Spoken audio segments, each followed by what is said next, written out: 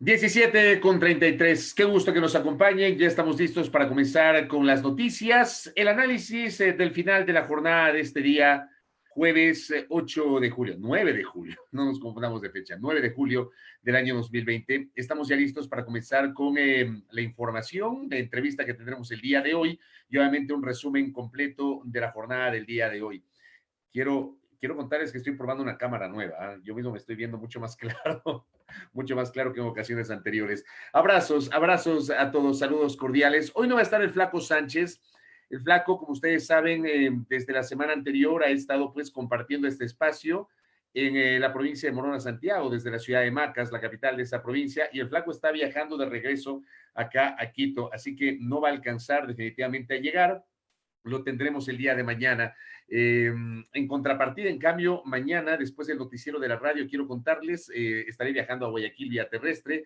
Voy a hacer todo lo posible para lograr llegar a tiempo y poder estar con ustedes a las 17:30, justamente el día de mañana, junto al Flaco Sánchez, para cerrar esta semana. Pero quiero contarles eso para que no piensen que la ausencia de José Antonio hoy tiene algo que ver con alguna cuestión distinta a lo que les estoy relatando, y mi eventual ausencia el día de mañana no tiene nada que ver sino justamente con esto que les estoy relatando. Así que abrazos a la distancia, ya están conectándose, les saluda Fabricio Vela, ya mismo se sumará Tere Menéndez, que nos va a acompañar el día de hoy para hacer el análisis de la jornada. Hay muchísimo material para comentar el día de hoy.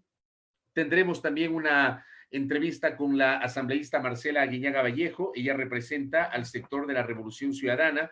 Vamos justamente con ella a hacer una valoración de este anuncio que se generó el día de ayer, esta confluencia de voluntades del denominado progresismo. Ahí está pues la Revolución Ciudadana, está el movimiento de Jimmy Jaidala, Centro Democrático, están otras organizaciones sociales. Eso analizamos en la mañana en la radio con Leonardo Berresueta. Hoy lo vamos a analizar en minutos con Marcela Guiñaga. Haremos la entrevista, digamos, un poco antes, no en nuestro momento habitual. Generalmente las entrevistas las hacemos hacia las 18:15, 18:20, pero en atención a la agenda de la abogada Guiñaga, adelantaremos la entrevista justamente para conversar con ella sobre estos detalles, y después de la entrevista estaremos abundando evidentemente en varios de los temas que generan pues la atención de nuestro país. Hay mucha expectativa, quiero contarles, queridos internautas, que ya se están poco a poco conectándose. Hay mucha expectativa por lo que podría pasar mañana en la Asamblea Nacional, que será justamente el conocimiento y se espera pues la aceptación de la renuncia del vicepresidente de la República, Otto Sonnenholzer. Pero digo, hay expectativa porque independientemente de eso, ya se habla de quiénes o de quién al menos podría encabezar la terna para la elección del vicepresidente o vicepresidenta de la República. Eso ya lo vamos a hablar en minutos. Saludo con Tere Menéndez, conectada acá en Zoom al Día. Qué gusto, Tere, ¿cómo estás? Hola Fabricio, ¿cómo están? Buenas tardes a todos los que están en sintonía ya de Zoom al Día. Y bueno, pues hoy la agenda informativa es extensa. Bastante, ¿ah? Bastante. Bastante amplia, mucho que hablar, mucho que decir, mucho que comentar definitivamente. Bueno, tuve que cambiarme de lugar porque Sí, donde estaba se escuchaba mal, me comentabas, ¿no? sí te No sé, estabas quedando congelada. no sé si ahora se escucha bien y estoy Sí, bien. perfecto, perfectísimo, Ya, perfectísimo. ya mismo trato de prender algo para que se vea más claro porque tuve que venir a otro Ya, lugar. ya. Ahora te pregunto, ¿qué tal se me ve a mí? Digo por la cámara, no a mí, sino en realidad la imagen, porque les contaba a los internautas antes de que te conectes que estoy probando una nueva cámara y creo que se ve mejor, ¿no? Claro, lo malo es que si te sale un granito, un acné, se va a ver. Sí, no, aquí tengo un corte que me hice el día lunes afeitándome. Bueno, esa casi no se ve, pero no, sí, la cámara se ve súper bien. Sí, Y bueno, debo confesar que no me gusta hacerle piropos a los hombres, así que no no. te voy a decir nada. Bueno, déjame saludar con los internautas. Por aquí, Bebeto Vides, desde donde se comunicará, pero le envío un saludo. Carolina Villa desde Conocoto, acá en la parte del Valle de los Chillos. Gracias a Eduardita Verdadera que nos saluda. Janet Ramos, la nena Tanita Tayo. Qué gusto, nena Tayo, que amplifique nuestra señal. Don Jorge Olmedo dice que estoy más blanco. No creo, y eso que no me puse un polvito en la frente. ¿Ah? Es la Don cámara, es el efecto de la cámara que te hace lucir más sí. blanco. Mira Ujú. tú.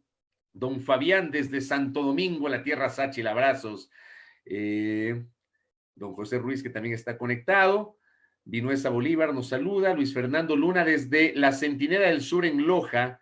Tenemos justamente saludos. Don Jimmy Vallas desde la cuenta Quito dice, abrazos, gracias. ¿Qué más tenemos? Stalin Ruiz, que hace una crítica a Centro Democrático. Don Dino Marcelo Chiriboga nos saluda desde Jardín del Valle. Un abrazo, muchas gracias por ese saludo. ¿Qué más tenemos por acá? Efectivamente, don David, hoy no hay flaco, mañana regresa el flaco. Hoy hay Tere, no hay flaco, Gracias a Yanira Cordero, también don José Ruiz Full HD, dices que estamos ahí probando esa camarita. Doña Lorena Núñez, ¿cómo le va Coterránea? Desde Ambato, la tierrita linda. Nos cuenta que colapsó ya el sistema de salud, eso también vamos a conversar más adelante sobre lo que está pasando en Quito, y gracias por ese dato de lo que está pasando en mi tierra, en la ciudad de Ambato, muchísima preocupación por el tema de la salud. Nos saluda Ramón Ramírez desde Toronto, en Canadá. ¿Quién más tenemos por acá? Don Jonathan Israel Bosques, también desde mi tierra, desde Ambato. Gracias, la gentileza de don Edwin Telmo Aguirre, que nos saluda. Desde Machala, saludos a la capital de la provincia del Oro. Allá hay una buena comunidad emelexista. Saludos cordiales, don Boris Torres, capaz que es barcelonista, ¿no? Pero hay una buena comunidad emelexista allá en la provincia del Oro. Desde Cuenca, don Ariel Alfonso Simón. Gracias a Rosa Ernesto Villacares, que igualmente nos saluda desde Ambato. Miguel Ortega, que sé que nos saluda desde Esmeraldas, pero bueno, todo el mundo se está sumando con los saludos. Desde el Cantón Mira, en la provincia de Carchi, gracias a Marco Manosalvas, don Wilson Zumba, miren ustedes, qué cantidad de saludos. Don Luis Silva desde Guamaní. Casualmente en Carchi, disculpa que te interrumpa, Fabricio, casualmente en Carchi estaba viendo que hay un comportamiento bastante creciente de contagios de COVID-19. Decían que si en una semana tenían en promedio 3 personas, 3 nuevos casos, ahora están teniendo 10 casos más pasando un día. O sea, es preocupante. Tremendo, ¿no? Tremendo. Saludos a Carchi. Sí, saludos a Luis Silva desde Guamaní, en el sur de Quito, desde Nueva York, nos envía también un saludo don Alex. Desde Azogues también, gracias Marugenia, don Carlos Carrión desde Guayaquil. Bueno, les debo el saludo al resto, porque si no se me va todo el programa, pero les abrazo a toditos, todititos, no le gustará mi camiseta a don Víctor Ordóñez, Bueno, les abrazo a toditos, gracias por unirse a nosotros. Oscar Romero desde Piñas, le cuento, Oscar, que yo conocí en enero del año pasado Piñas, en la parte alta de la provincia del Oro. No conocía yo la parte alta de la provincia del Oro, es decir, conocí Machala, El Guabo, Santa Rosa. ¿No conocía Saruma? Arenillas, Huaquillas. Saruma no conocí tampoco, llegué hasta Piñas. No conociste. Yo conocí Piñas y Saruma, pero fui hace mucho tiempo. Delicioso el tigrillo, espectacular. Sí, espectacular, ¿no? Y la atención, la forma como nos trataron allí en Piñas, el café, pues, el café. Delicioso. Bueno, entremos en materia. Tere Menéndez hoy, ya mismo se conecta Marcela Guiñaga. Tere Menéndez hoy participó de un conversatorio con Rafael Correa. Cuéntanos cómo te fue. En efecto, sí, hoy participamos en un conversatorio. Éramos pocos medios digitales, porque estos conversatorios están dirigidos a los medios digitales. Y bueno, pues tuve la oportunidad de representar a Primera Plana en ese conversatorio. Fue un conversatorio bastante fluido. Hablamos justamente de esta unión que se lanzó ayer. Hablamos también de un poco el escenario político, cómo se proyecta Rafael Correa de cara a las elecciones 2021, un poco de la percepción que él tiene sobre el ex vicepresidente ahora Otto Sonnenholzner. Hablamos también un poquito de economía, de la crisis económica. En fin, fue un conversatorio bastante nutrido que, por cierto, vamos a transmitir el día domingo, 8 de la noche. Ese Correcto. día va a salir en vivo ya al aire el conversatorio que fue grabado hoy. Correcto. ¿Alguna revelación de Correa? ¿Alguna cosa, digamos, distinta a lo que se ha conocido en las últimas horas, Tere? Bueno, yo le pregunté puntualmente si vamos a tener una papeleta con los nombres de Rafael Correa y Jimmy Jairala, ¿no? Entonces él no quiso adelantarse porque dijo que esta unión no habla aún de candidatos, que es algo que lo van a ir cocinando, que lo van a ir definiendo sobre la marcha, pero sí me reiteró su participación como candidato en la vicepresidencia. Ya, no descartó a Jairala, pero tampoco lo confirmó. Pero él ratifica. Él ratifica. ratifica y que Jairala sí va a ser parte del apoyo que se le brinde al binomio que se vaya definiendo de esta unión. Pero lo mencionó puntualmente Jimmy. No lo mencionó puntualmente como candidato, que esa fue Ya. la intención de mi pregunta, pero al final no me lo confirmó. Solamente lo dejó ahí al aire. ¿Qué dijo Correa de Centro Democrático, por ejemplo? ¿Y por qué te hago esta pregunta? Que también le vamos a formular más adelante a Marcela Guiñaga. A ver, y esta reflexión la hacía en la mañana cuando conversé con Leonardo Berresueta en el contexto del anuncio que se generó justamente ayer por parte de esta confluencia del centro hacia la izquierda. ¿Por qué menciono el tema del Centro Democrático? Centro Democrático en 2017 no se alió con Alianza País en torno a la candidatura de Lenín Moreno, que era el candidato oficialista. Ustedes recordarán, teníamos al presidente Correa gobernando y teníamos a su candidato, que era Lenín Moreno, esto mucho antes de que siquiera imaginásemos que se iba a generar la ruptura y menos la forma como se dio la ruptura. Nosotros conocimos, digamos, extraoficialmente de ciertas diferencias, por ejemplo, respecto de la visión del discurso, respecto de la conformación de las listas para asambleístas, pero de ninguna manera creo que nadie se imaginaba que la ruptura se iba a dar como luego se dio en los primeros meses del gobierno de Moreno. Pero Centro Democrático y Jairala no se adhirieron a la candidatura de Lenín Moreno, sino que respaldaron la candidatura del general Paco Moncayo, que era el candidato de Izquierda Democrática. Esto pasó en 2017.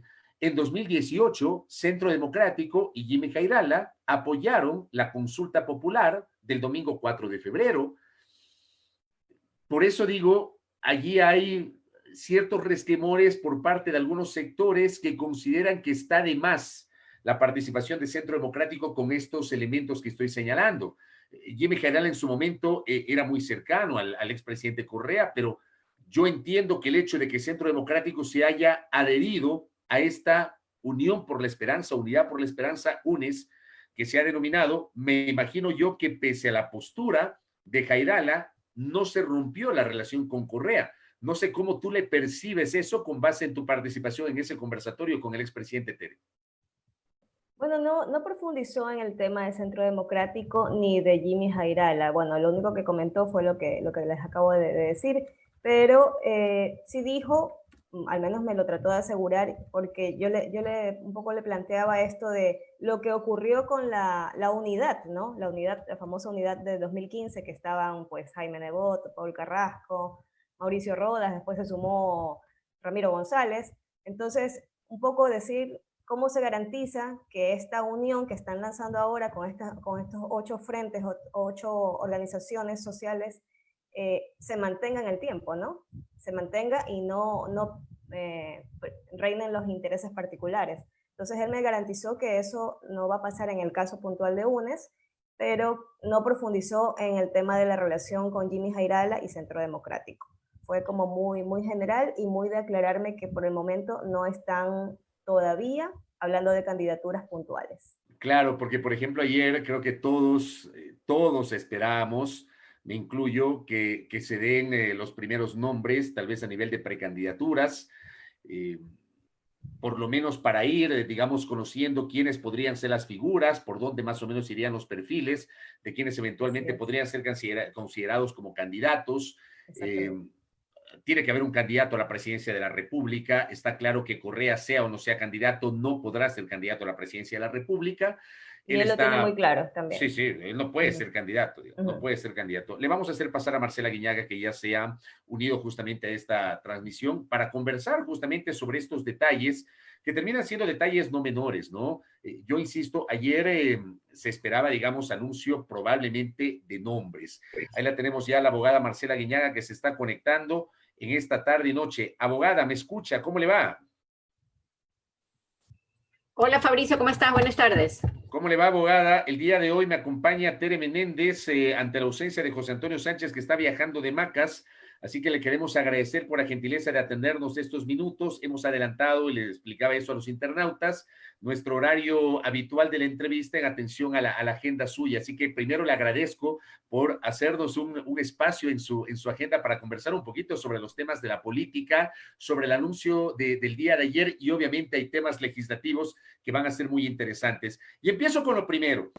Ayer muchos esperábamos, me incluyo, que obviamente ya se sabía que iba a haber un anuncio respecto de la confluencia de algunas organizaciones políticas y colectivos ciudadanos y sociales, pero digo, esperábamos la posibilidad de conocer por ahí posibles nombres para posibles candidaturas. Eso no estuvo nunca previsto, es decir, lanzar los primeros nombres de quienes podrían ser candidatos. Bueno, no como ascuas, ¿no? No, eso jamás se pensó. Esto es lo que todo el mundo había generado la expectativa de que sea el lanzamiento de los candidatos, pero no, lo que nosotros creíamos que era urgente y necesario era lanzar esta unión de organizaciones sociales, colectivos ciudadanos y de dos organizaciones políticas que tienen vida jurídica y que están habilitadas para participar en febrero de 2021, para que genere una plataforma de una tendencia política de centro hacia la izquierda y que permita unificar a otras fuerzas. Así que ese era el lanzamiento fue con un manifiesto, me parece que hay cosas interesantes que pasaron ahí.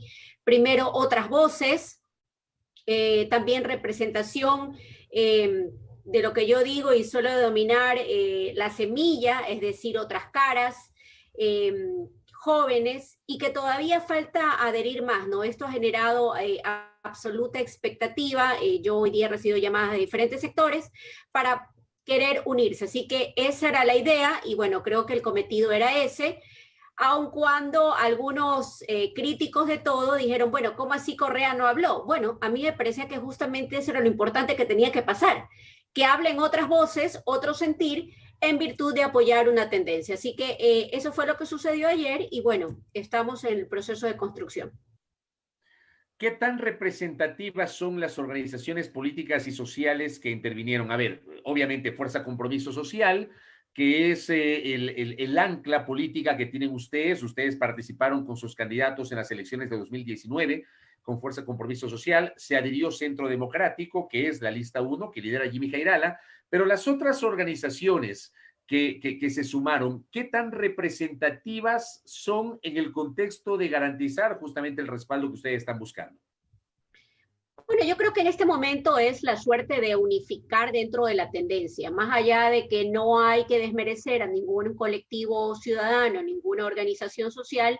Muchos de ellos vienen respaldando el proceso de la revolución ciudadana, pero insisto, era necesario, era importante que, por ejemplo, se reconozca que José Agualzaca, por más que sea asambleísta hoy alterno, José es un dirigente histórico de una federación indígena, así que eso no se puede desmerecer, más aún de que hoy tenga pues un cargo de elección por el cual tuvo que ser principalizado.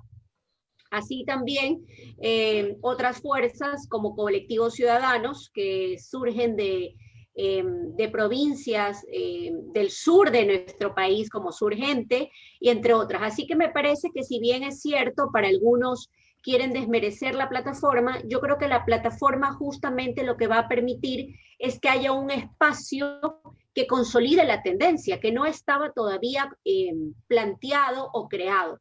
Desde ahí, bueno, esperamos que muchas otras voces se sumen. Tenemos ya representaciones de los becarios, no solamente de la sierra, sino de la costa ecuatoriana también, que se quieren sumar, representaciones de universidades, sectores académicos, y eso es justamente el objetivo que se buscaba. Es más, mi opinión era particular de que debían participar otras caras. Yo, la verdad es que me conecté como un ciudadano más. Yo creo que era el espacio para otras voces, sin que esto quiera decir que hay dentro de esa posición personajes que se han identificado con el apoyo a Rafael Correa, ¿no? Eso es innegable. Sí, asambleísta, buenas tardes, gracias por acompañarnos.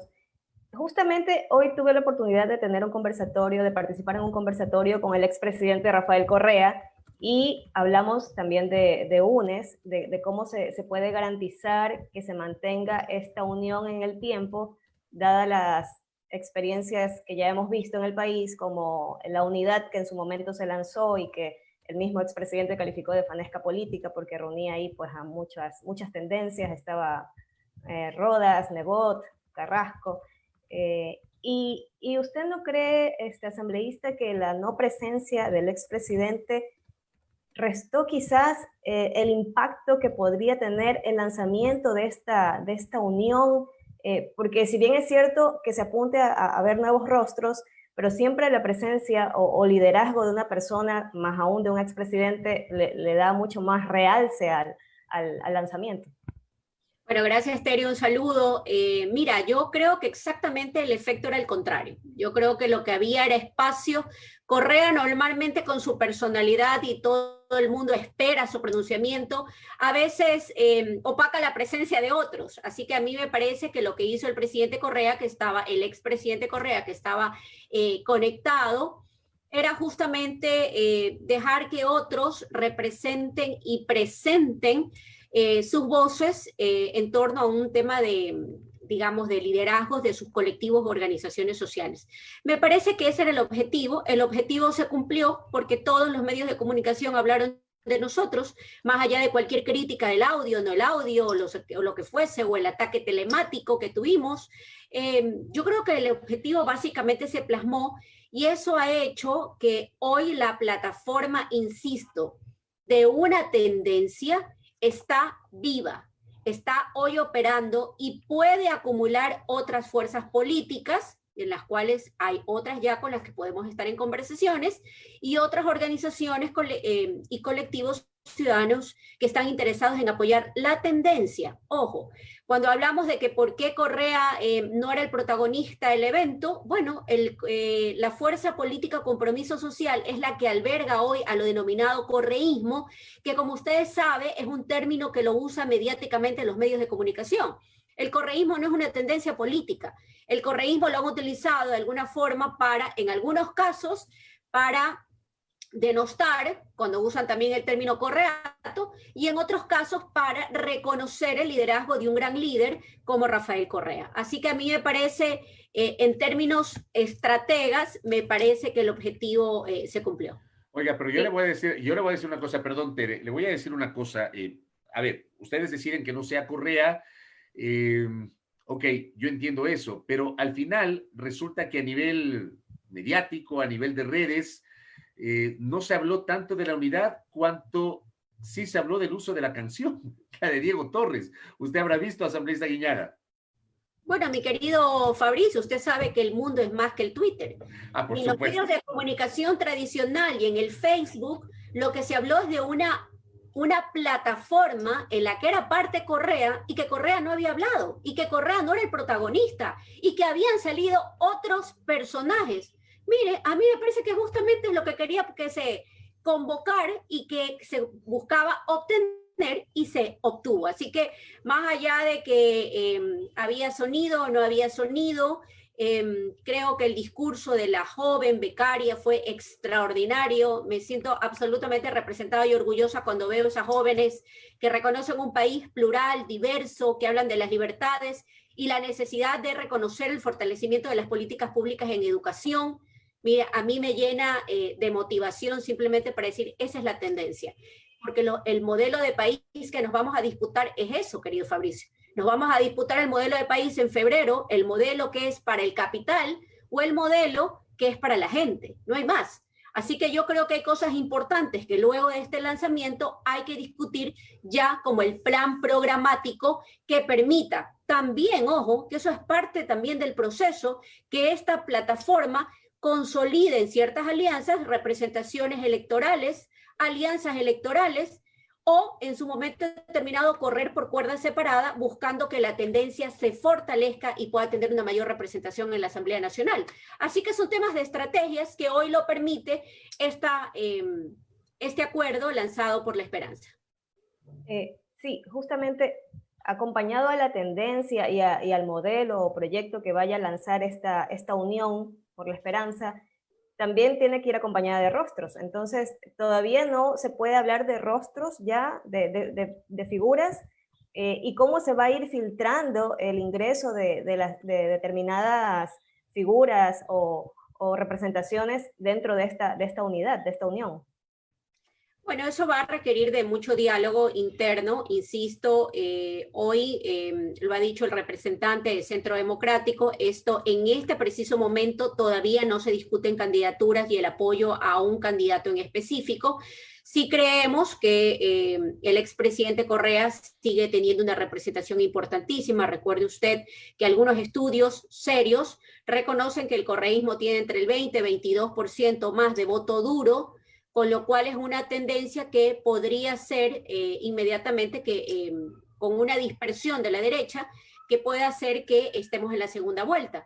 Bueno, justamente el hecho de tener este acuerdo permite ir trabajando en lo que usted menciona, identificar rostros, personajes, nuevos candidatos, y yo quiero decirle que cuando hablo de la semilla, estos jóvenes progresistas que tienen formación, más allá de que ya son profesionales, muchos de ellos, otros muchos becarios que están a la entrega hoy y al servicio de su país, tienen una mayor conciencia de la clase a la que pertenecen, de cuáles son sus causas y sus verdaderas luchas.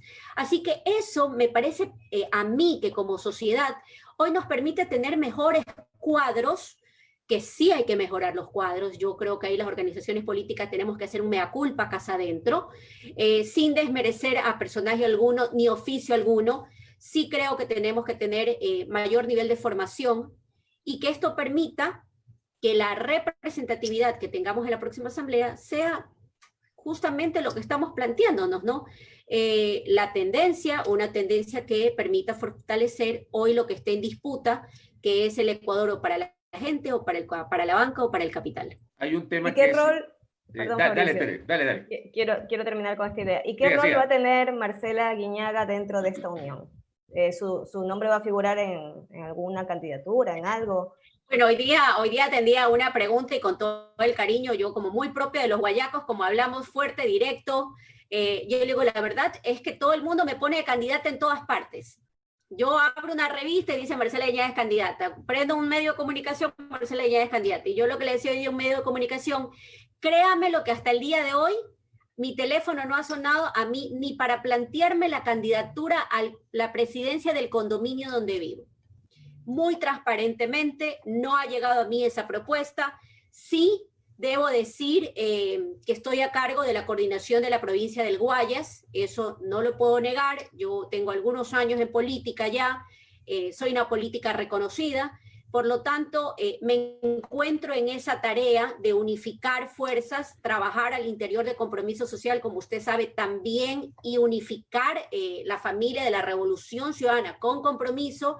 No ha sido una tarea fácil, pero que hemos podido ir salvando cualquier obstáculo, y eso es en lo que me encuentro ahora mismo. Más allá de que, como usted sabe, yo ya no puedo ir a la reelección, ya estoy inhabilitada, pienso que voy a apoyar desde cualquier espacio y el fortalecimiento de esta tendencia en la provincia del Guayas. Oiga, pero en consonancia con lo que le preguntaba a Tere, el propio Rafael Correa, frente por ahí a alguna publicación en Twitter, no vio con malos ojos, de hecho le pareció muy interesante, la posibilidad de un binomio Gustavo Yal-Marcela Guiñaga. Ah, sí, lo vi. Esto generó toda una viralización en redes y no sabe, mi teléfono casi que no paraba de sonar. Pero es propio del escenario preelectoral, ¿no? Yo lo que sí le puedo decir a la ciudadanía con toda certeza, ustedes no van a ver a una Marcela Guiñaga promocionándose como una precandidata. Yo sigo mi tarea legislativa, sigo defendiendo lo que creo. Lo que no creo seguirá siendo criticado con vehemencia, con fuerza, como ha sido parte de mi discurso. Así que en eso voy a ser sumamente coherente. Yo estoy lista, trabajando, articulando, y eso creo que ahora mismo es mi reto más importante, de poder asegurar una elección muy importante en la provincia del Guayas. Quiero hacer una referencia con Marcela Guiñaga, que nos acompaña en esta tarde y noche. A ver, yo citaba el papel de Centro Democrático. Jimmy Geral es buen amigo mío, es mi colega, yo hablo siempre con él, lo estimo mucho, lo aprecio mucho, pero él también es político.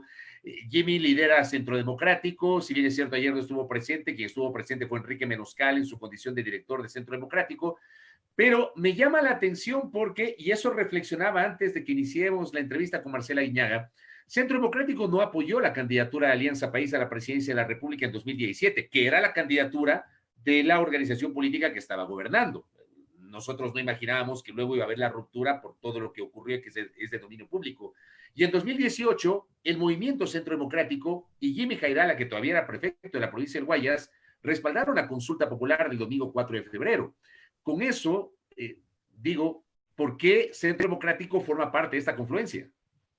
Bueno, primero recordarle a usted que en segunda vuelta Centro Democrático apoyó al candidato Lenín Moreno. Eso es importante mencionar. En la segunda vuelta, en la primera apoyaron a Paco Moncayo. En la segunda vuelta, apoyando, digamos, el candidato que estaba en la lid final.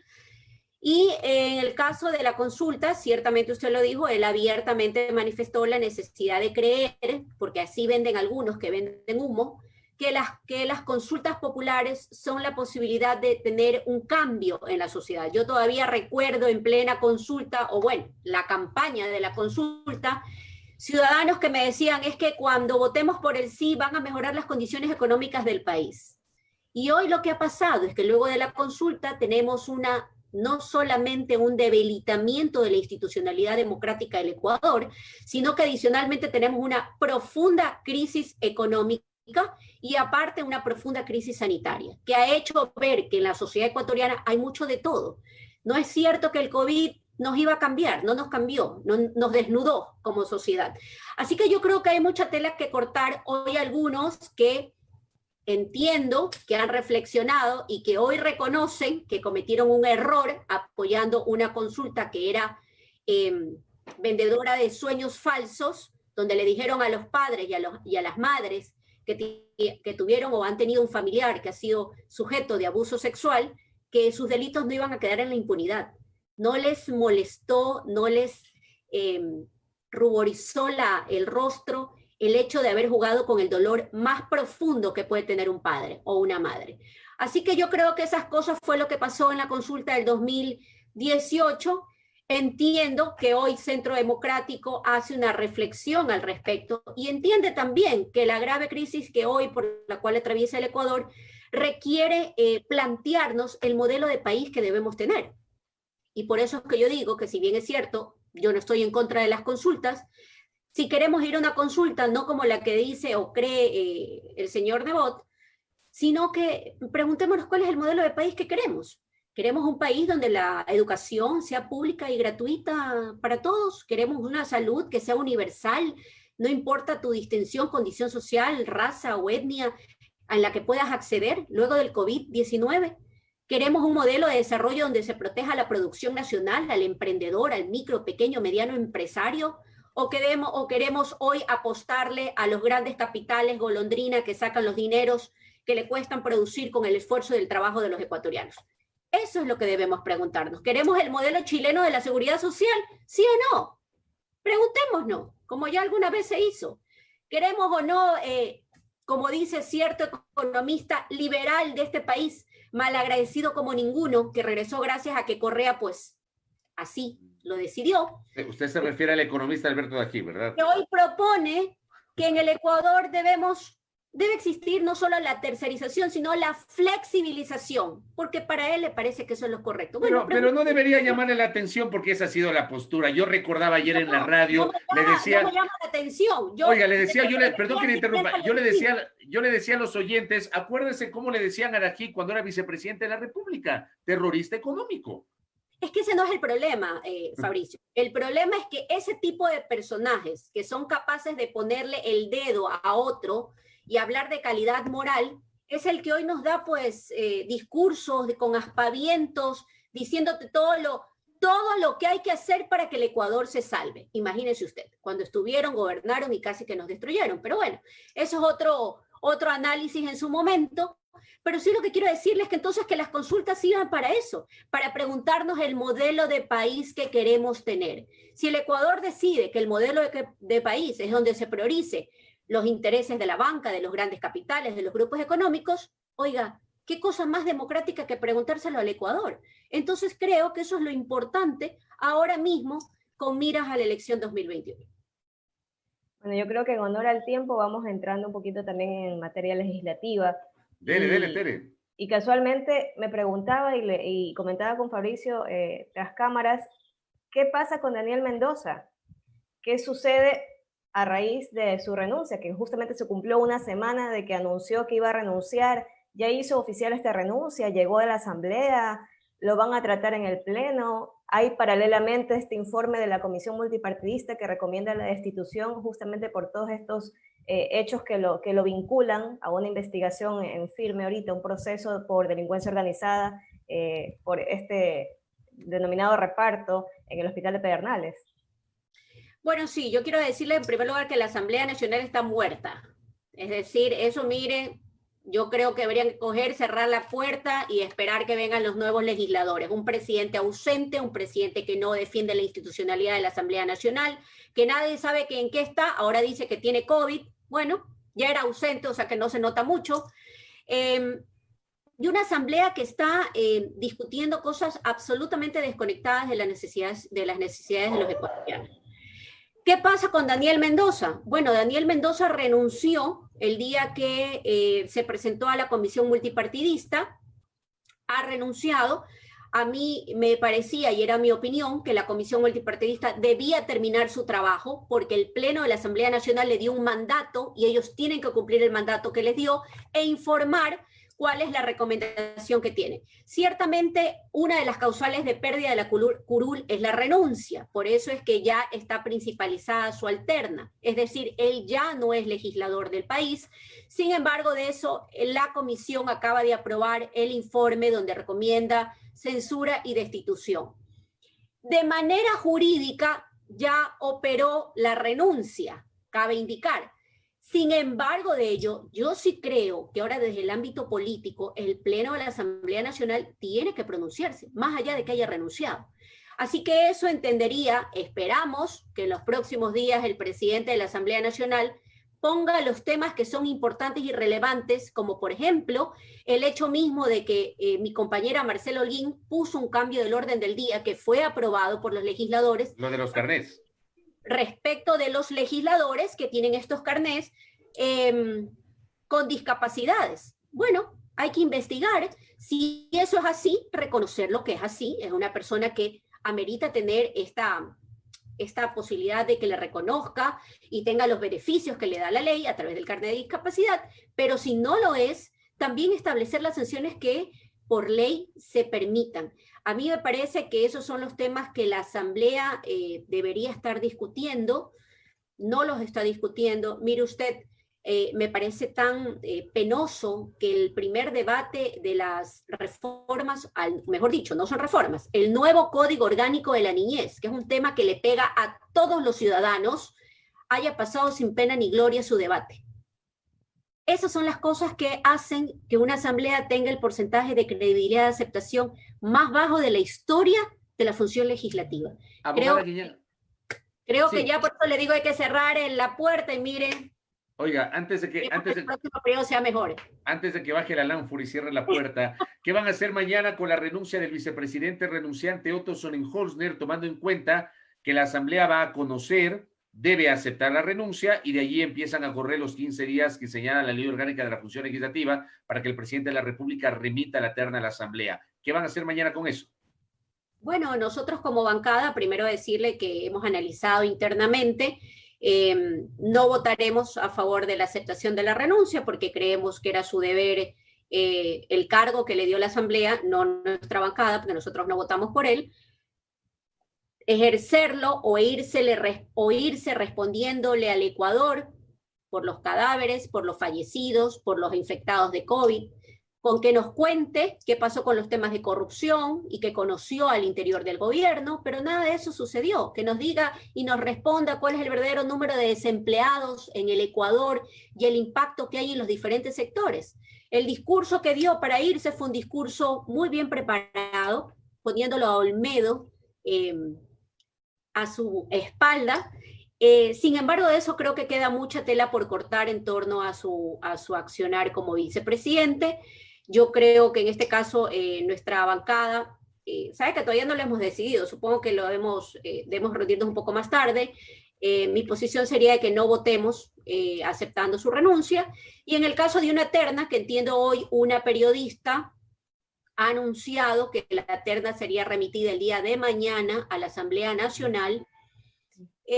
Nosotros creemos que tampoco debemos apoyar ningún nombre de los que hoy mismo el presidente Moreno remitiría para vicepresidente del país. Creemos que en este caso, ya para lo que le falta de gobierno, podría encargar a uno de sus ministros, es una figura que lo permite la norma constitucional, más allá de un nombramiento que, como ya vemos, en la historia de este país, todo es posible. Hemos tenido casi que a vicepresidente por año, ¿no? Entonces, en ese sentido, creemos que nosotros no respaldaremos ningún nombre de la terna que pueda remitirle Lenín Moreno. Ya que ¿Cuál mencionó a la sería, colega. ¿cuál Dale, sería dale. ese nombre? ¿Cuál sería el ministro que podría ocupar esa vicepresidencia? Bueno, eso es que le corresponde a Moreno. Mire usted cómo todo el mundo renuncia todos los días, ¿no? Todo el mundo quiere salirse rápido del barco que va directo al naufragio. Temas de él, eso le corresponde al presidente de la República, que él lo resuelva, que él busque sus votos. Seguramente ya están en unas muy fuertes negociaciones, así que vean ellos con qué votos contarán porque recuerde usted que es mayoría absoluta, ¿no? 70 votos para poder nombrar al próximo vicepresidente o vicepresidenta del país. La colega periodista que usted citaba, María Belén Arroyo, de revista Vistazo, decía que Vistazo conoció que quien va a encabezar la terna es la ministra de Gobierno, María Paula Romo. ¿A usted cómo le suena eso, abogada? Bueno, me parece una vez más consolidar el poderío que hoy mismo tiene la señora Romo, ¿no? La señora Romo es el verdadero poder tras la cara de Lenín Moreno. Ella es quien actúa, coordina, ella dice con las diferentes fuerzas políticas, que ella dice que no tiene nada de malo. Sí, coordinar no tiene nada de malo, ciertamente. Bueno, veamos si tiene los votos, con quién cuenta con votos para que eso suceda. E insisto, yo creo que mi bancada no se va a pronunciar en ese sentido, con lo cual tendremos 30 votos menos que podrían apoyar cualquier nombre de la terna que envíe el señor Moreno. Correcto. Abogada, gracias por el tiempo. Sé que tiene otras actividades, así que le queremos agradecer por estos minutos que nos ha concedido a nuestro programa y al portal Primera Plana para hablar justamente sobre esos temas políticos. Gracias, abogada Aguiñaga. Muy amable.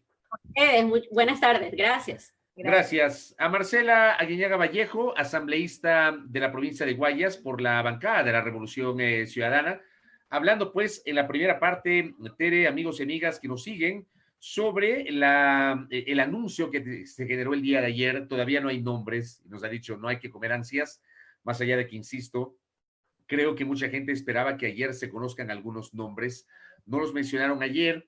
Hoy Correa, en este conversatorio que citaba Tere, en el cual participó y que lo vamos a difundir el día domingo, tampoco citó nombres, apenas una orientación, un primer acercamiento, lo ha ratificado Marcela Aguiñaga. Marcela Aguiñaga también, digamos, ha ratificado que no es que hay ninguna definición respecto de una eventual candidatura de ella a la vicepresidencia de la República, porque digo, fue viral una respuesta que el expresidente Correa generó en el curso de esta semana cuando alguien le habló sobre el binomio Gustavo Yal, Marcela Aguiñaga, y no le disgustó a Correa, pero esto no es oficial y lo ha ratificado Marcela Aguiñaga.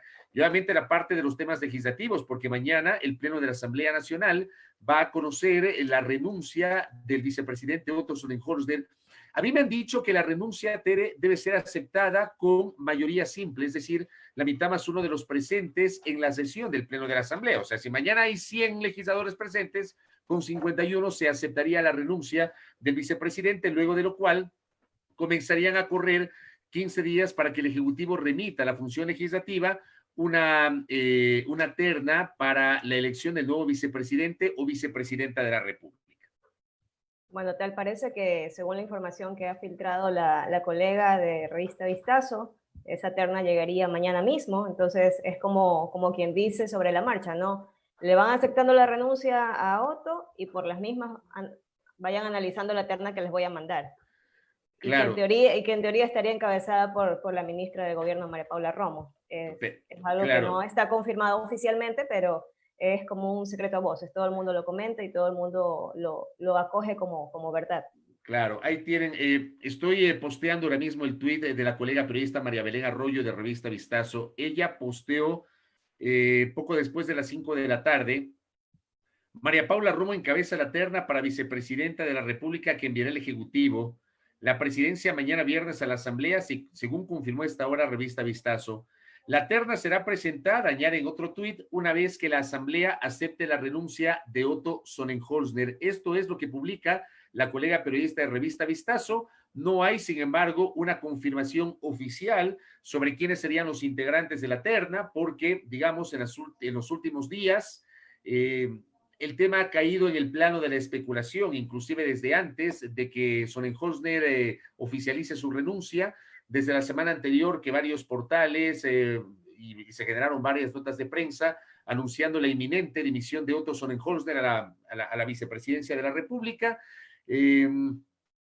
Digamos, ha habido nombres que han caído en el plano de la especulación. Se ha mencionado a María Paula Romo, se ha mencionado al secretario de Educación Superior, Agustín Albán, se ha mencionado a Iván Montanera, ministro de la Producción, se ha mencionado a Javier Lasso, ministro de Agricultura. Digamos, dentro de los nombres que se mencionan, Javier Lasso, este Lasso es con Z, el ministro de Agricultura, no como el periodista Javier Lasso, el colega periodista que es con doble S.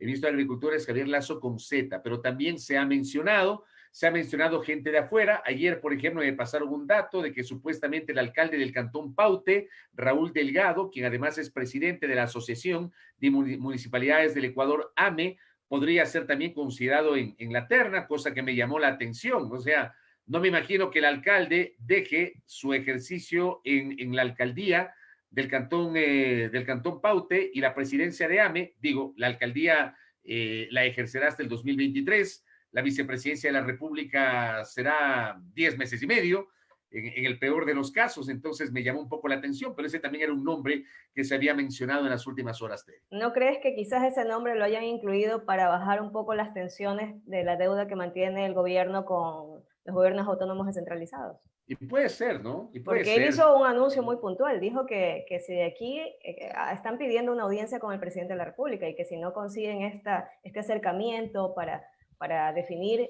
una fecha de pago de estos más de 900 millones que están reclamando por asignaciones, van a paralizar los servicios. Sí, puede ser. Ese fue el anuncio. Quizás sea un poco eso. Ahora, ¿qué tan descabellado no te suena lo que acaba de comentar Marcela Guiñaga con respecto a que si de pronto no se llega a un consenso en la Asamblea con respecto al nombre de la terna, el presidente decide elegir a alguno de sus ministros como vicepresidente, para que lo acompañe ya también? ¿Qué queda de periodo? Muy poco, ¿no? Claro, pero ahí creo que me voy a permitir discrepar con la asambleísta Guiñaga, porque me parece que constitucionalmente no se puede. Revisemos la Constitución. Permíteme, Tere, queridos amigos y amigas, entiendo que el encargo se aplica en caso de ausencia temporal, pero no en caso de ausencia definitiva. Me entendería yo igual. Y mientras te voy comentando algo, mientras tú consigues este artículo, voy comentando que justamente yo le consulté al expresidente Correa qué concepto tiene él de Otto Sonnenholzner, ¿no? Considerando que, bueno, ahora ex vicepresidente, pero en su momento fue un radiodifusor más, que también lo entrevistó, que también tuvo acercamientos con él, que departieron quizás criterios, conceptos, no sé, y que ahora podría ser un eventual adversario político, electoral, ¿no? Y él lo que decía, lo que no concibe es que haya aceptado una vicepresidencia, asumir este reto de integrar la terna primero, bueno, pues y después electo en la asamblea como vicepresidente, al cabo del poco tiempo renuncie. O sea, no entiende la lógica de qué intenciones hay detrás de estos hechos que se han dado, de esta decisión de él, y bueno, pues un poco le quedó ese sinsabor de una persona que dice que no entiende cuál es su comportamiento y que no lo convence en lo absoluto la serie de fotos y figureteos que ha tenido, lo mencionaba él, lo mencionaba él. Correa utilizó la palabra figureteo. Sí, sí, sí, sí. Las selfies también. Y que bueno, que eso realmente no convence a nadie y que a él tampoco le convence, en todo caso. Claro, o sea, ese creo que ha sido uno de los principales cuestionamientos que ha recibido Sonnenholzner, ¿no? Para alguna gente el hecho de que acepta ser vicepresidente de la República y en el camino se encuentra con la posibilidad de generar una carrera política, porque Sonnenholzner no era político. Aunque No. Sonnenholzner hoy diga que no es político, ya es político. El vicepresidente renunciante ya es político. Pero cuando asumió la vicepresidencia no era político, era radiodifusor.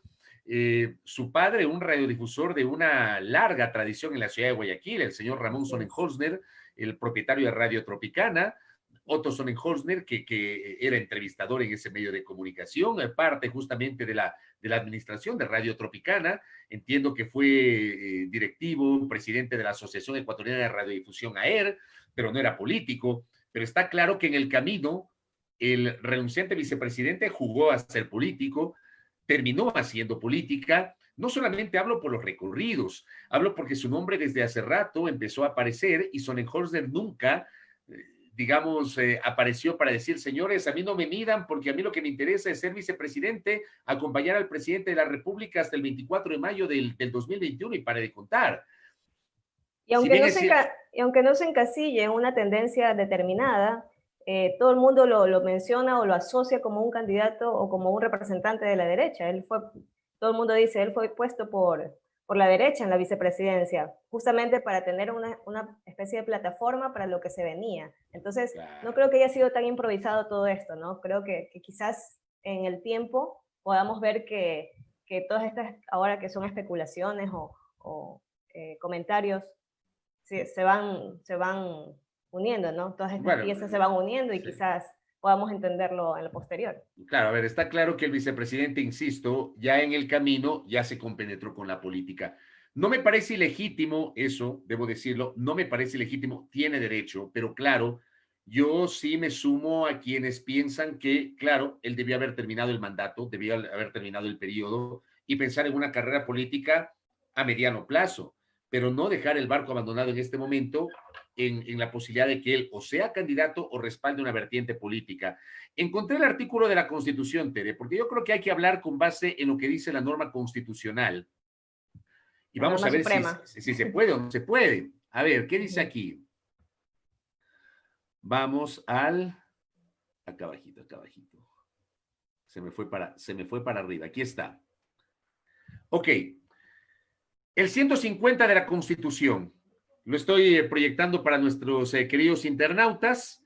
En caso de ausencia temporal de quien ejerza la vicepresidencia de la República, corresponderá el reemplazo a la ministra o ministro de Estado que sea designado por la presidencia de la República. Aquí hago un paréntesis. Esto ya ocurrió.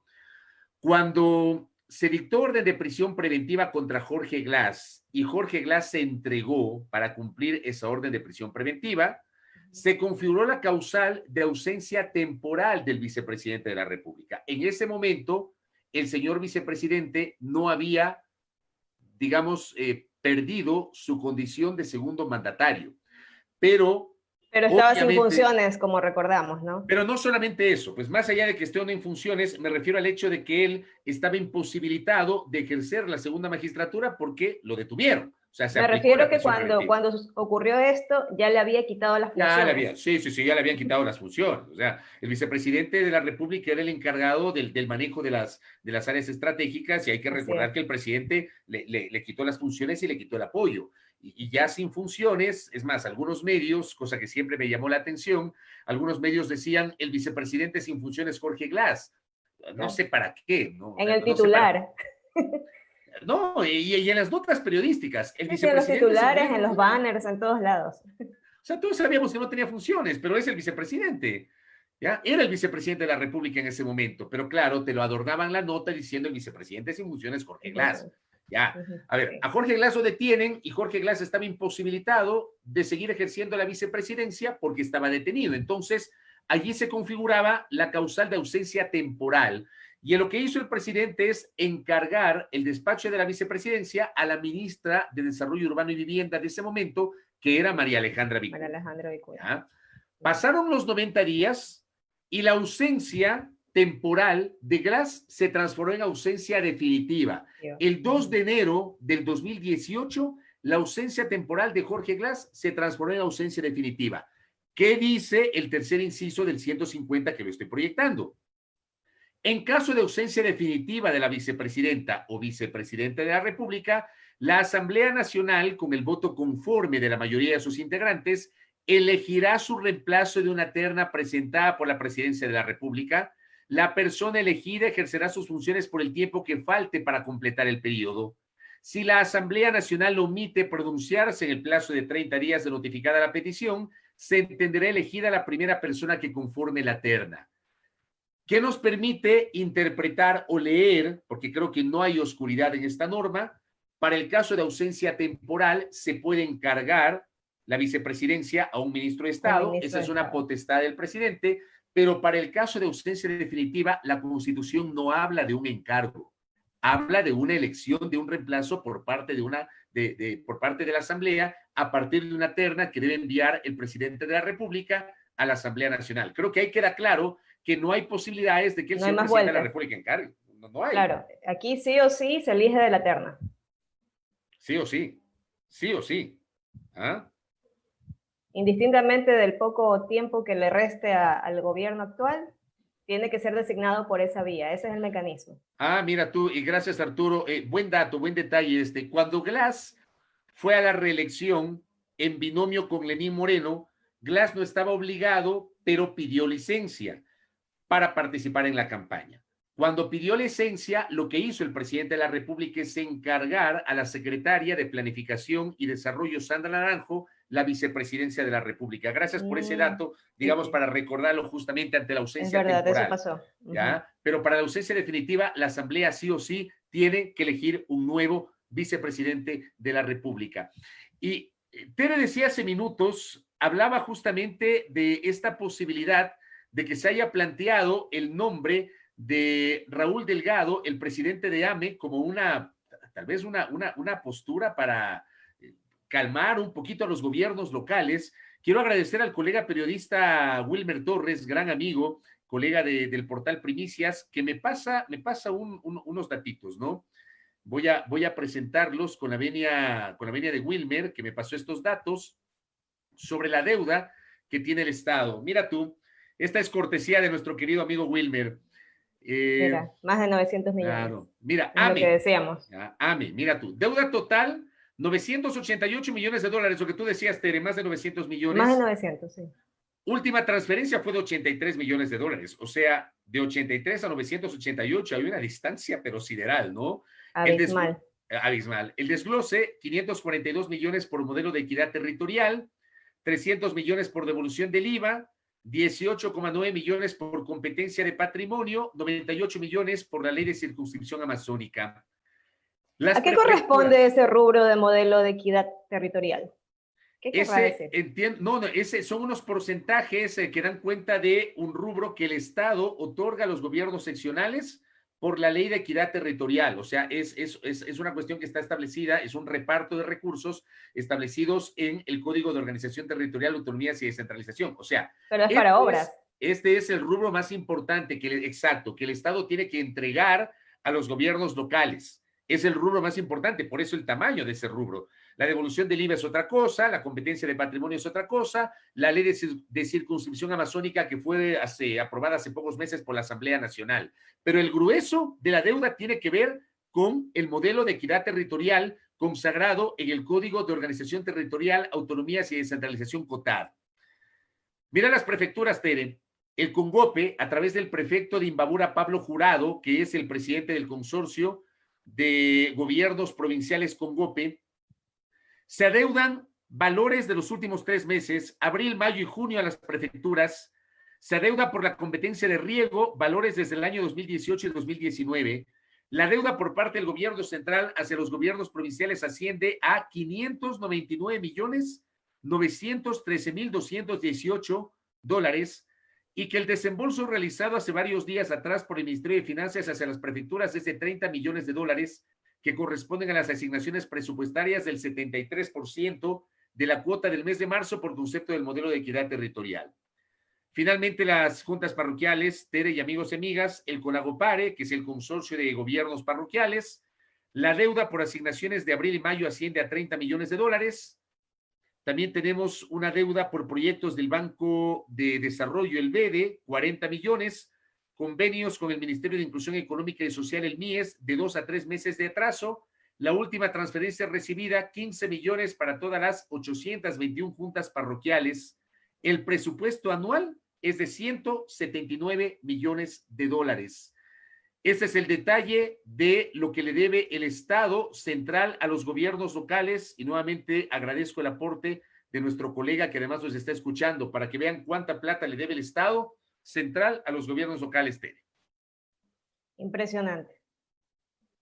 Impresionante la cantidad de dinero que se ha dejado acumular en esta deuda a los gobiernos autónomos. Y recuerda justamente que Paola Pavón, prefecta de Pichincha, puso una acción de protección contra el gobierno central por esta deuda que mantiene con las prefecturas, en este caso con la que ella preside, ¿no?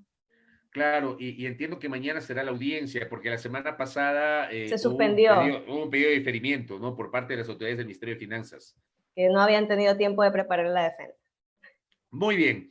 18:33. Tenemos una muy interesante visualización y gracias a quienes nos están siguiendo, nos están escribiendo, están interactuando con nosotros. La noticia política del día, Tere, y vas a coincidir conmigo seguramente, tiene que ver con los cambios. Los cambios. Algunos de ellos sorpresivos que se han dado en el contexto del gabinete del presidente Lenín Moreno. Vamos a proyectar la publicación que generamos justamente en nuestro portal, en nuestra fanpage y también en nuestra cuenta Twitter, que fue la captura en primera plana, la captura del tuit que generó el señor presidente de la República hoy. Bienvenidos, decía el presidente, Luis Gallegos, canciller,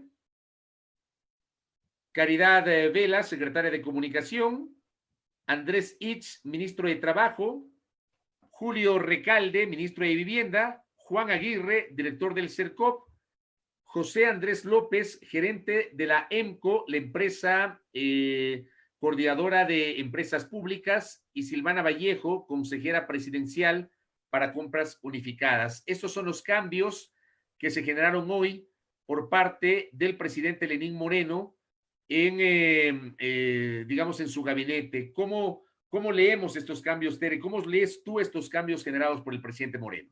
Quizás uno de los que menos me esperaba era el del Ministerio de Trabajo, ¿no? Porque era un ministro relativamente nuevo. No se había escuchado, al menos no trascendió quizás su intención de renuncia o que le hayan pedido la renuncia. Me imagino que justamente por toda esta serie de despidos y todo lo que se ha dado durante la emergencia sanitaria, eso quizás pudo haber costado un poco el puesto, ¿no? Pero quizás es uno de los cambios que me sorprende un poco más. Porque de allí, mira, tiene un poco de lógica el tema de Silvana Vallejo, pues antes en contratación pública y ahora la suma como su consejera presidencial a propósito de este decreto que emitió el presidente para unificar todo este sistema de compras, dadas las irregularidades que se fueron detectando por sobreprecios de insumos médicos y demás. Claro, a mí también me sorprendió el tema de trabajo, ¿no? El cambio de trabajo.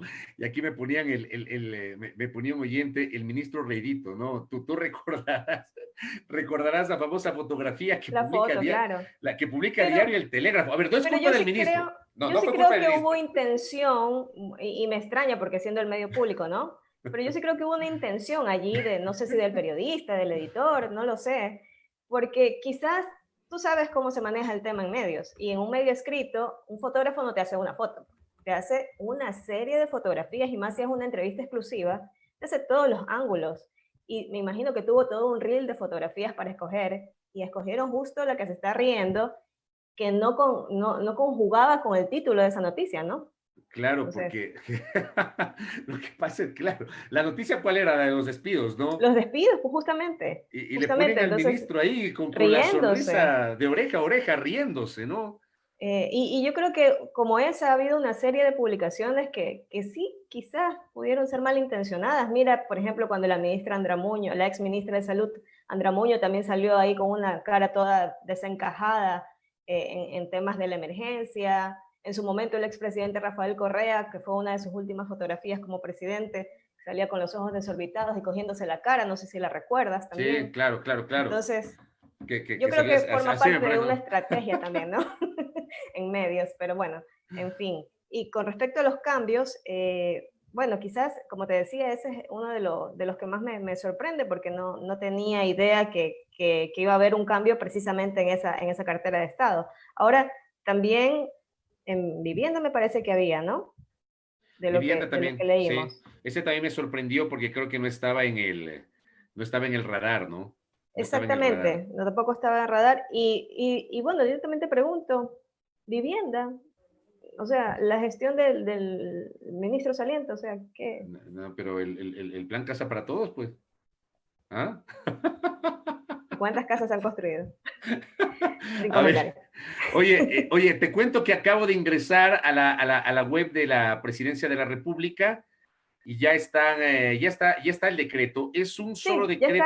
ya está, sí, justo te iba a comentar eso, desde temprano ya está. Ah, Como a ya. las 4 de la tarde lo vi, Ah, mira tú, que es un ya tan solo temprano. decreto que está allí ya con todos los nombres. Eh, Sí lo ves, ¿no? ¿Sí sí, ves el sí, claro. decreto? Sí, sí Ok. se ve, claro. ¿Qué dice el decreto? Lo estamos proyectando para nuestra amable audiencia, para nuestros queridos internautas. Ahí tienen ustedes el decreto, termina siendo trascendente, ya lo vamos a comentar, son cambios en el equipo de gobierno, en el equipo del presidente Lenín Moreno. El artículo 1, aceptar las renuncias de los señores Guido Maquiavelo Almeida. Guido Maquiavelo era hasta hoy el ministro de Desarrollo Urbano y Vivienda. Luis Arturo Poveda Velasco, que es el ministro de Trabajo, el ministro Reidito. Luis Benigno Gallegos Chiriboga, que es el canciller, pero estaba desempeñando otro cargo. José Valencia, que es el hasta ayer canciller de la República, que él mismo confirmó su renuncia. Silvana Vallejo, la hasta hoy directora del Servicio Nacional de Contratación Pública, CERCOP. Y Marco Ávila, quien se desempeñaba como el presidente del directorio de la ENCO. En el artículo 2 se designa a Julio Recalde Uvidia como ministro de Desarrollo Urbano y Vivienda. Artículo 3 se designa a Andrés Ich Pérez como ministro del Trabajo. Artículo 4 se designa a Luis Gallegos Chiriboga como ministro de Relaciones Exteriores y Movilidad Humana. Artículo 5, el señor Juan Fernando Aguirre Rivadeneira como director del CERCOP. El artículo 6 se designa al señor José Andrés López Caramillo como presidente del directorio de la EMCO, la empresa coordinadora de empresas públicas. Estas son las designaciones y en otro decreto ejecutivo consta en cambio la designación de Silvana Valleja como consejera de gobierno con rango de ministra. Esos son los dos decretos ejecutivos, Tere, amigos, amigas internautas, que se emitieron durante la jornada del día de hoy.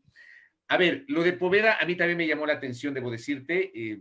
Su gestión pasó sin pena ni gloria. La gestión del ministro de Terrible. Trabajo, un ministro que lamentablemente no supo explicar adecuadamente y que no supo manejar con solvencia toda la crisis laboral derivada de la pandemia del coronavirus COVID-19. Un ministro muy poco mediático, con contadas apariciones en los medios de comunicación, un ministro que expidió varios acuerdos ministeriales cuyo contenido no los explicó adecuadamente, un ministro al que le correspondía justamente explicar con mayor profundidad el contenido de las normas laborales que fueron incorporadas en la Ley de Apoyo Humanitario y que tienen que ver con estas medidas, según el gobierno, para tratar de garantizar el empleo de los trabajadores del sector privado. En buen romance significaba una reducción de los sueldos, la renegociación de los contratos. Esto fue muy comentado, muy cuestionado en su momento. Y el tema en el sector público, ¿no? El hecho de que desde mi punto de vista, yo lo dije en su momento, a mí me pareció desde el primer momento que hubo una conculcación de los derechos laborales de los servidores públicos cuando les redujeron su salario con el argumento de que ya no van a trabajar 8 horas, sino 6 horas, y por ende hay una norma constitucional que dice igual trabajo, igual remuneración. Si trabajas menos, te pagan menos. Pero resulta es regresivo completamente en derechos. Termina siendo regresivo. Completamente, Entonces, completamente. Y le tocó en su momento pues sostener toda esta teoría, toda esta política que quiso implementar el gobierno, ¿no? Le tocó plantear eso, no lo hizo quizás de la forma correcta, y no sé si también recuerdas, más allá del tema como tal de despidos y estabilidad laboral, la situación laboral en su conjunto en época de pandemia, de emergencia sanitaria, si recuerdas también este acuerdo ministerial que dio la vuelta en las redes sociales y que dio mucho que hablar, que definía que el COVID-19 no era considerada una enfermedad de riesgo. No sé si lo recuerdas. Claro. Así fue. Que eso generó una serie de comentarios y contradicciones, hasta la OMS, la OPS, todo el mundo ahí conjugaba, opinaba y decía que no, que sí debería ser considerada riesgo. No, pues bueno, ¿te acuerdas que expide el acuerdo ministerial y luego tuvieron que hacer otro, que modificarlo, agregar ahí para tratar de adornar el hecho de que el COVID no era considerado una enfermedad de riesgo, o un riesgo del trabajo. Un riesgo del trabajo. Unos desatinos tremendos, de verdad. Por eso te digo, lamentablemente el ministro Poveda deja más hierros que aciertos durante su paso por el ministerio, que fue un paso muy corto. El ministro Maquiavelo, ministro de Desarrollo Urbano y Vivienda, debo contarte que lo entrevisté una sola vez, en todo el tiempo que él permaneció como ministro de Vivienda. No me dio, digamos, me pareció una entrevista además muy cordial. Él explicaba toda la planificación asociada a la vivienda, pero vamos a los hechos. ¿Cuál es la política de vivienda que tiene el gobierno? O sea, yo te pregunto a ti, Tere, y les pregunto a los internautas, ¿hay una política de vivienda? O sea, dejemos de lado la oferta central de campaña del gobierno del presidente Moreno. O sea, el presidente Moreno tuvo 2 ofertas centrales de campaña. La generación de 250,000 empleos al año que no cumplió. Y no hablamos solamente de este momento vinculado a la pandemia, sino que hablamos de los años anteriores. Y no hubo la generación de empleo. Claro, son 3 años y poco más de 1 mes y medio. No cumplió, ¿ya? Y la otra oferta era justamente la misión Casa para Todos. ¿Qué pasó con la vivienda, Tere? Preguntemos a todas estas personas a las que les ofrecieron y que siguen esperando. Realmente es, como tú dices, quedó en oferta de campaña. Finalmente no es un proyecto que haya avanzado. Desconozco cómo estará actualmente. Tendríamos que revisar un poco más la información. Pero sin duda son 2 ofertas principales, emblema del presidente Moreno, que quedaron en letra, ¿no? Al final. Y como te decía, el ministro de Vivienda no lo recuerdo en medios de comunicación, ni por su gestión, ni por acciones puntuales, vaya, ni siquiera por una polémica, ¿no? O sea, me parece que es una persona que mantuvo un perfil sumamente bajo y que quizás a nadie le haga mucha falta su presencia allí, más allá de que si sea o no técnico, si sea o no apto para desempeñar esa función. Al final, el sabor que nos queda es ese, que la gran oferta de campaña, que era el proyecto de vivienda, y lo que debe hacer como tal el Ministerio de Vivienda no se cumplió, o al menos no lo sabemos. Correcto. ¿Qué más tienes? Tienes al canciller. El canciller ayer renunció, lo comentamos con José Antonio en este espacio. Hay que reflexionar sobre los aciertos y errores del paso de José Valencia por la Cancillería. Querían un embajador de carrera, bueno, pusieron un embajador de carrera. El embajador se va sin responder, por ejemplo, algunos temas que fueron muy emblemáticos. El tema del retiro del asilo político a Julian Assange. Que sí, terminó convirtiéndose en un huésped incómodo, no en la embajada, pero él gozaba de una protección y un derecho concedido por el Estado ecuatoriano. Claro que sí. Ese es un tema que no lo vi dentro de al menos de los primeros tweets, de las primeras reacciones que se generaron respecto a la renuncia del canciller Valencia. Y yo recuerdo que, bueno, pues en primera plana sí se lo citó como parte de su gestión, porque finalmente él fue el que le tocó enfrentar todo esto. Y yo recuerdo muy bien, yo trabajaba en ese entonces en otro medio de comunicación, y los celulares empezaron a sonar como a las 4:30, 5 de la mañana, con las alertas de lo que sucedía en la Embajada de Ecuador en Londres, ¿no? Del momento en sí del retiro de Assange de esa embajada, de esa sede diplomática de Ecuador allá. Y bueno, fue una noticia que dio la vuelta al mundo. O sea, es parte también de esa gestión de José Valencia que al final logró su cometido de retirarlo y bueno, pues ahora enfrenta la justicia. Claro, tienes ese tema. Tienes los anuncios que se quedaron solo en anuncios de acuerdos comerciales con varios países. Finalmente no va a haber acuerdo comercial con Estados Unidos. No habrá acuerdo comercial con Estados Unidos. El Olvídate, famoso no va a haber, retiro de la visa no va a haber. europea, por amor a Dios. Seguimos esperando. ¿Ya? Todavía para ir a Europa hay que sacar la visa Schengen. No sé cuán avanzada habrá quedado esa gestión. La Alianza del Pacífico. No sé si tú lo recuerdas, Sí. pero antes de la pandemia, el mismo canciller Valencia había ofrecido, bueno, ahora ex canciller, había ofrecido que era en marzo de 2020.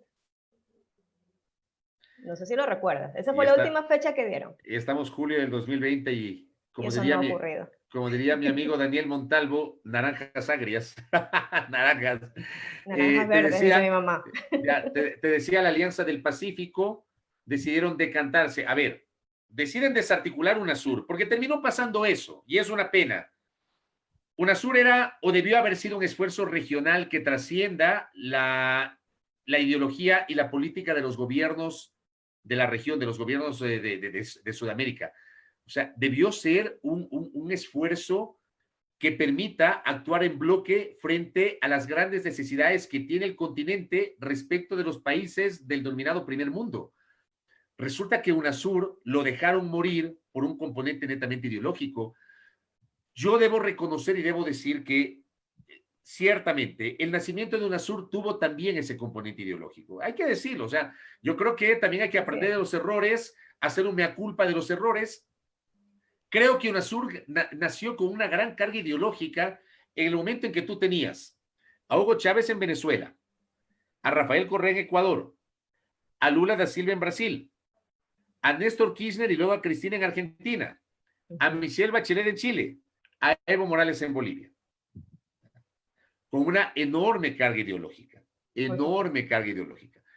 que lamentablemente en el tiempo no terminó de construirse eso que debió haber sido un ideal integracionista, al punto de que ni siquiera se pudieron poner de acuerdo en la elección del secretario de UNASUR. Pues el último secretario de UNASUR fue Ernesto Samper Pizano, que terminó su periodo y resulta que no se pusieron de acuerdo y no eligieron nunca más un secretario. No se designó otro, es verdad. Oye, dejaron morir UNASUR. Estaban más preocupados del retiro de la estatua de Néstor Kirchner. Por Dios. O sea, pero dejaron morir UNASUR. Y sobre esto, por ejemplo, hubiese sido interesante que el canciller saliente responda. ¿Qué pasó con la cuota política expresada en la presencia de familiares de actores políticos, de ministros de Estado, de legisladores, en representaciones diplomáticas alrededor del mundo? A ver, la cuota política toda la vida ha existido, por si acaso. Exacto, sí. No siempre existió la cuota política. No es exclusivo del gobierno de Moreno, no fue exclusivo del gobierno de Correa, ni mucho menos. O sea, ya había la cuota política. Pero el tema es, dentro de esa cuota política, hay familiares directos de ministros de Estado, de legisladores y de actores políticos. ¿Cómo así? Y sobre esto tampoco respondió el canciller. Y en su momento del mismo presidente de la República, ¿no? ¿Ah? La hija. Que estaba trabajando en la ONU. Claro, en Naciones Unidas. Claro. Entonces, y lo último, que yo le agrego, seguramente hay más cosas, pero yo le agrego el tema del asesinato en la frontera binacional entre Ecuador y Colombia de los 3 colegas de Diario El Comercio.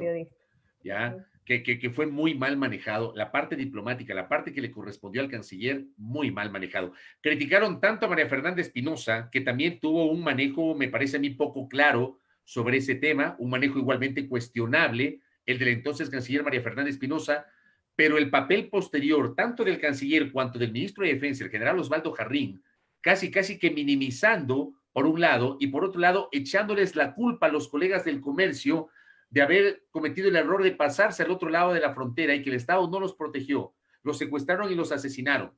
Sobre esto, el doctor José Valencia se va, lamentablemente, se va sin responder a esas inquietudes. ¿Qué ¿Y otro tú cambio crees que las tenemos? responda el canciller entrante? No, porque además, a ver, se va a mantener la línea en el sentido de que Valencia se va, Valencia diplomático de carrera y designan a otro diplomático de carrera, me refiero al embajador Luis Gallegos. Veamos, ¿no? Gallegos ya fue canciller, Gallegos fue embajador de Ecuador en Estados Unidos.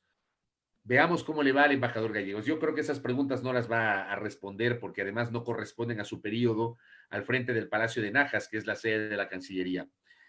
Lo de... Pero tendrá que involucrarse y tendrá que Por empaparse de los supuesto, temas y hacer seguimiento. Eso no lo desde exime, luego, ¿no? desde El no haber luego. estado no lo exime. Oye, ¿Sabes que le queda una dura tarea? Yo no quisiera estar en los zapatos del ¿de nuevo quién? gerente de ENCO, Ah, porque le viene la dura tarea del proceso de liquidación de estas empresas públicas. Y con todo lo que conlleva esto, ¿no? Pues la desvinculación de personal, el tema de pago de liquidaciones, todos los activos, las o pérdidas que están registrando actualmente estas empresas, TAME, Correos del Ecuador, o sea, Inmobiliar mismo también, bueno, no es parte de la empresa pública, pero, o sea, es una ardua tarea la que se le viene justamente a esta persona. claro que es José Andrés López Jaramillo, presidente del directorio de la EMCO. Vamos a ver cómo lo hacen, ¿no? Dolor Bien, de bien cabeza anotabas debe tú. ser. Va a ser un dolor de cabeza tremendo. Oye, un nombre que me llamó la atención, el de Andrés Itz Pérez como ministro de Trabajo. El A reemplazo mí también. ¿Sabes por qué me llamó la atención? ¿Ah? A ver, yo creo que sí lo sé, pero dilo, A dilo. ver, dale tú. A ver, te quiero escuchar a ti. ¿Por qué te No. llamaste la atención? ¿Ah? No, dilo tú, dilo tú. A ver, a mí me llamó la atención porque el hombre fue hombre de Mauricio Rodas en el municipio. No sé si era lo mismo que tú pensabas. Sí, Igualito. casualmente. Fue hombre de Mauricio Rodas en el municipio de Quito. Dios. Déjame te digo exactamente el cargo que ocupó en la administración de Mauricio Rodas. Te voy a decir exactamente el cargo que ocupó, que lo tengo por aquí. Deja que se me abra este archivito que tengo. Aquí está. Fue secretario general de planificación del Distrito Metropolitano de Quito y fue asesor jurídico en la Secretaría General de Coordinación Territorial y Participación Ciudadana. Muchos lo vinculan a él con Rodas y por ende con el movimiento Suma. Sería interesante. Pero sería, mira, yo estoy ahorita entrando tú sabes que yo me manejo full en redes, ¿no? claro. Y estoy entrando ahorita a su perfil de LinkedIn y ahí consta, se vende ahora como asesor político en el Ministerio de Economía y Finanzas. Ah, mira tú, ya se ha estado desempeñando ahí. Pero era Sí. hombre de Rodas. Habrá que preguntarle, por ejemplo, a legisladores como Guillermo Celio, como Gabriela Larreategui o como Héctor Muñoz, ¿qué les parece a ustedes esta designación de un hombre que fue parte de la administración municipal de Mauricio Rodas, de la que, por cierto, Tere, y aquí hago una digresión, nadie se acuerda? Aquí nadie se acuerda de los errores, de las omisiones y de las posibles irregularidades que se cometieron en la administración municipal anterior. No, Nadie ahorita habla nadie del se tema. acuerda. Ahorita Nadie, nadie. nadie habla del Ahorita tema. están enfocados en ver qué falla le encuentran al actual alcalde y cómo está manejando, pues obviamente, la emergencia sanitaria. Pero Claro. bueno, como te digo, consta aquí en su perfil como asesor político en el Ministerio de Economía y Finanzas. Mira tú. Qué barbaridad. Bueno, esta terminó siendo la noticia política del día, los cambios en el gabinete del presidente Moreno a 10 meses y medio, 10 meses y medio de que, de que Lenín Moreno concluya su mandato. Bueno, quiero, Dale, quiero, Tere. que no nos vayamos sin abordar un tema muy importante y que está dando la vuelta en medios, en redes y en todos lados. ¿Cuál de todos? A ver si estamos conectados. El tema del famoso Abraham Muñoz. Estamos conectados. El entrenador de Daniel Salcedo. Aunque lo desconoce y hasta lo denuncia. Mire su pantalla. Mire su pantalla. Ahí estoy viendo. Cuéntale a la audiencia, Tere, quién es este personaje.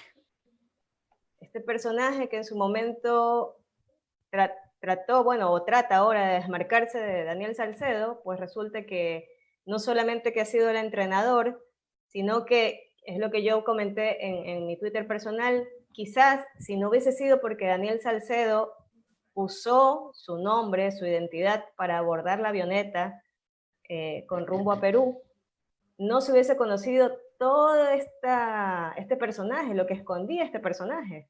Resulta que el sujeto en cuestión vendía medicamentos para enfermedades catastróficas, enfermedades puntualmente para pacientes graves ya de COVID-19, que ya estaban en etapa de gravedad de COVID-19, medicamentos que se conseguían que normalmente costaban $300, los vendía hasta en $2,000 y los ofrecía en redes sociales y hasta en WhatsApp.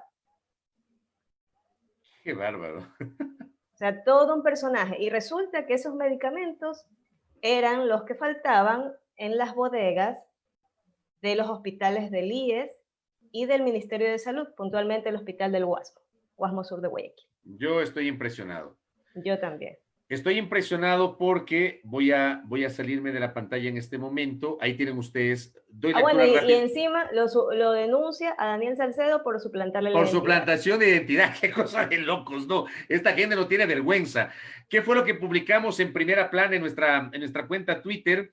Abraham Muñoz, entrenador de Daniel Salcedo, vendía hasta en $2,000 medicinas provenientes de las bodegas de un hospital del IES y del Ministerio de Salud. Su nombre fue usado por Salcedo para huir en la avioneta a Perú, por ello Muñoz lo denunció por suplantación de identidad.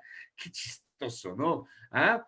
Pero es que, por Dios, qué desvergüenza. A ver, el tema es que este individuo, y eso está sujeto ahora mismo a una investigación, este individuo tuvo acceso a un lote de medicamentos que fueron donados. Ese lote fue donado por una de las farmacéuticas más importantes del mundo, Roche.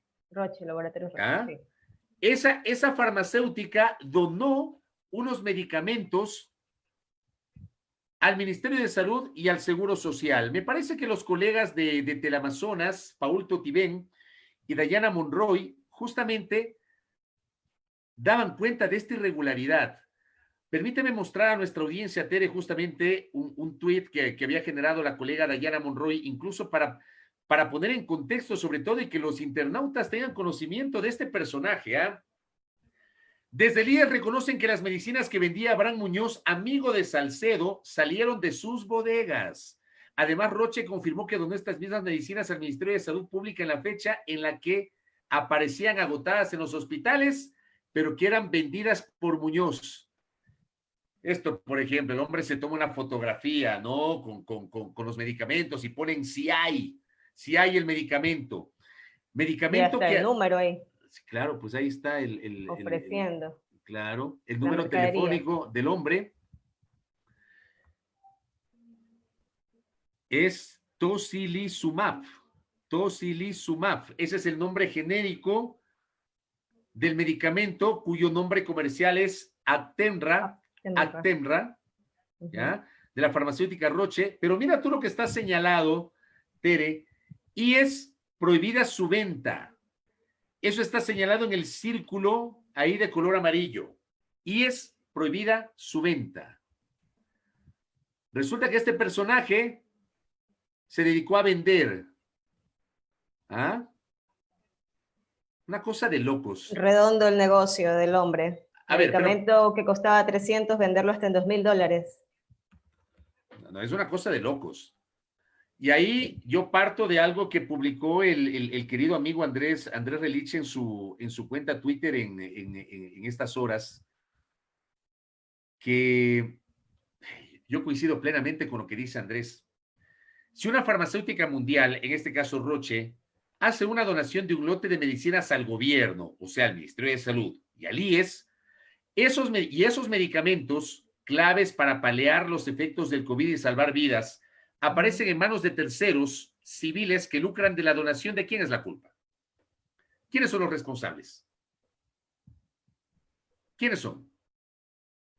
¿Ah? ¿Quiénes son? Las autoridades de los hospitales, pues. Por supuesto. Mira, casualmente, para precisar lo que decías de este tema, de esto que estás hablando ahorita puntualmente, El que ha reconocido que esos medicamentos salieron de las bodegas del hospital del IES fue el nuevo director del IES, Ricardo Ron Vélez, el nuevo director del IES en Guayas. Él es el que ha dado esas declaraciones a Teleamazonas, confirmando que esa medicación ha salido de las bodegas del hospital. Entonces ahí volvemos a la pregunta que hacías. ¿Quién es el responsable? ¿O el corresponsable? Por Dios. O sea, una farmacéutica le entrega una donación al Estado ecuatoriano representado en el Ministerio de Salud y en el Instituto Ecuatoriano de Seguridad Social. ¿Cómo aparecen esos medicamentos que fueron donados en manos de terceros que utilizan esa donación que no le costó dinero al Ecuador, porque fue una donación, fue un regalo de una farmacéutica? ¿Cómo aparecen en manos de un individuo que empezó a vender a $1,000 o $2,000 ese medicamento que no existía en las farmacias de los hospitales del Estado? ¿Cómo llega a las manos de este sujeto?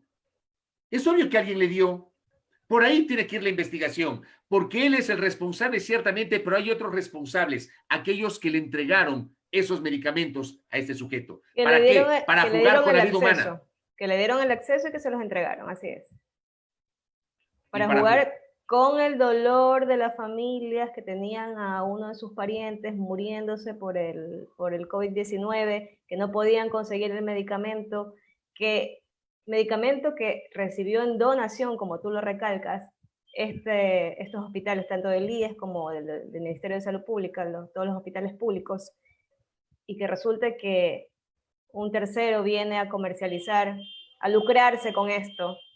O sea, esto no tiene nombre realmente. No tiene presentación, De verdad, este tipo de cosas repugnan, asquean, terminan siendo prácticas vomitivas, juegan con la salud de la gente, juegan con la vida de la gente. Esos malos funcionarios corruptos, porque ese funcionario que recibió la donación y que le entregó a un tercero para que se gane un billete de modo ilegal, es un funcionario corrupto. Y aquí hay corrupción pública. Y que seguramente debe haber recibido parte de esas ventas, ¿no? Porque lo debe haber hecho gratis.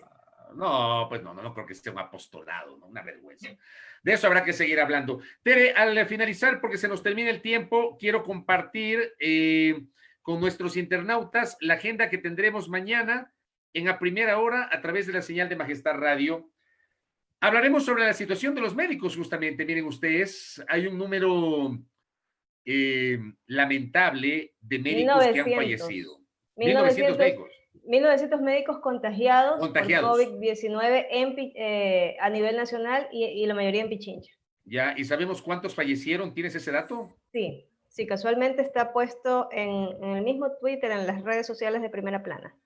Ya te lo busco, pero sigue comentando la agenda. Correcto. Ajá, de eso vamos a hablar con el doctor Santiago Carrasco, presidente de la Federación Médica Ecuatoriana, el día de mañana, sobre la situación de los médicos y el avance del COVID. Hablaremos, y ya que hablamos del COVID, les invito a vamos a desmitificar algunos temas como, por ejemplo, el uso de la famosa tela antifluidos. Vamos a conocer si efectivamente esa tela es efectiva, si esa tela le permite a la persona que utiliza estos trajes con esa tela garantizar su seguridad. Hablaremos con Gilberto Valderrábano, él es gerente de Jersey, sobre la efectividad de las telas antifluidos. El colega periodista Juan Carlos Calderón también estará con nosotros mañana. Hablaremos sobre algunos temas, sobre la política, etcétera, pero también sobre el libro Después olvidarán nuestros nombres, de autoría de Juan Carlos Calderón. Y al finalizar la jornada del día de mañana, dialogaremos con Byron Villasís, ex director del INEC, un hombre que maneja la economía y la estadística, sobre la manera como se ha complicado la situación económica de la clase media en el Ecuador, Tere. La clase media que había renacido, que se había reconstituido, que se había reconfigurado, la clase media que desapareció de este país luego de la crisis bancaria del año 99, la clase media que estuvo allí como motor de la economía. Resulta que hoy la clase media ha vuelto a tener dificultades. Así que hablaremos con Byron Villasís sobre ese tema el día de mañana en A Primera Hora por la señal de Majestad Radio. ¿Tienes el dato de los fallecidos? Porque es a la clase media justamente la que le está tocando frentear toda esta crisis económica. a la que le reducen los sueldos, a la que le piden aportes, ponte la camiseta, sé solidario. Sí, el dato de los médicos es 130 fallecidos en lo que va de la emergencia sanitaria. Mira tú, eso hablaremos con el doctor Carrasco. Muy bien. El Flaco Sánchez reporta que ya está en la capital de los ecuatorianos. Bienvenido a la capital desde la región amazónica. El Flaco ha viajado toda la tarde, pero ya está en Quito, así que mañana lo tendremos aquí en Zoom al día. Tere, querida, gracias por tu apoyo, gracias por haberme acompañado en la jornada del día de hoy, ¿ah? No, gracias a ti por sumarme a este espacio y gracias a todos los que nos siguen, a toda la sintonía que nos han brindado en este día. Bueno, como digo, siempre los reemplazos son un poquito incómodos, están ya acostumbrados a ver a José Antonio todos los días, pero bueno, lo hago con mucho cariño y con mucha dedicación. No sea exagerada, por favor, que usted es parte del equipo. Gracias, Tere, por la gentileza. Gracias a todos ustedes, queridos internautas. Los espero mañana a las 6 de la mañana junto a Silrat Rasdeviña y este servidor en A Primera Hora por la señal de Majestad Radio, 17:30. Suma el día por la fanpage de Primera Plana. Muchas gracias. Disfruten del resto de la jornada de este jueves. No te arrepientas, ¿ah? Disfruten de la jornada. Buenas noches. Buenas noches.